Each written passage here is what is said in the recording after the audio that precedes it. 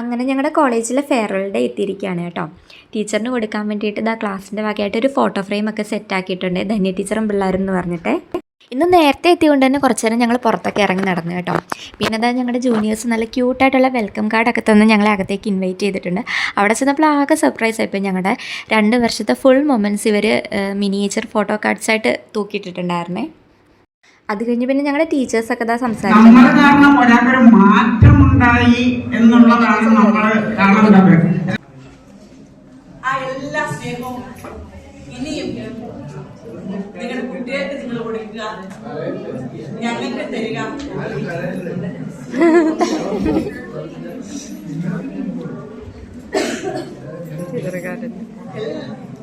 എല്ലാ ആശംസകളും എല്ലാ ധന്യ ടീച്ചർ സീനത്ത് ടീച്ചറൊക്കെ സംസാരിച്ച് അവരാകെ ഇമോഷണലായി അങ്ങനെ ഞങ്ങളുടെ കണ്ണും നിറച്ചു കേട്ടോ.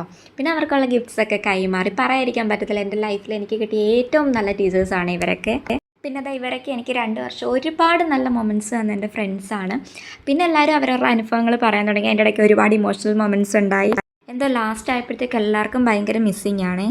പെട്ടെന്നൊരു ദിവസം അണ്ണൻ ഇങ്ങോട്ട് വരികയും ക്ലാസ് മനോഹരമാക്കുകയും ചെയ്തു. പിന്നെ പെട്ടെന്നൊരു കോംബോ ആയി, അണ്ണനും ബാബയും തമ്മിലുള്ളൊരു കോംബോ പെട്ടെന്ന് ഹിറ്റായി. നല്ല രസമായിരുന്നു. അതില്ലായിരുന്നെങ്കിൽ ഈ ക്ലാസ് ഇത്രയും മനോഹരമായിട്ട് പോകത്തില്ലായിരുന്നു. പിന്നെ ഹരി പെട്ടെന്നായിരുന്നു ഒരു ഉയർച്ച, ഹരിയുടെ ഉയർച്ച അതൊരു ഒട്ടും മറക്കാൻ പറ്റാത്ത ഉയർച്ചയായിരുന്നു. പിന്നെ മനോഹരമായിട്ട് പോയി. പിന്നെ ഇവിടുന്ന് സുമിത്ര ചേച്ചി, അനന്യ, പിന്നെ അഭിനന്ദ ബാബ, ഇതിൽ ഒത്തിരി പേരുണ്ട്.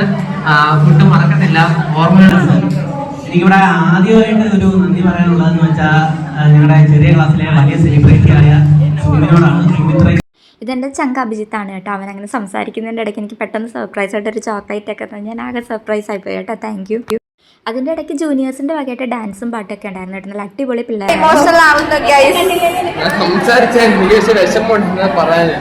പിന്നെ അതാ ഇതൊക്കെ എൻ്റെ സ്വന്തം മുത്തുമണികളാണ് കേട്ടോ. ഈ 2 വർഷം എന്നെ ഒരുപാട് ചിരിപ്പിക്കുകയും ചിന്തിപ്പിക്കുകയും എല്ലാത്തിലും എൻ്റെ ഓടൊപ്പം നിന്നവരാണ് ഇവരെല്ലാം തന്നെ.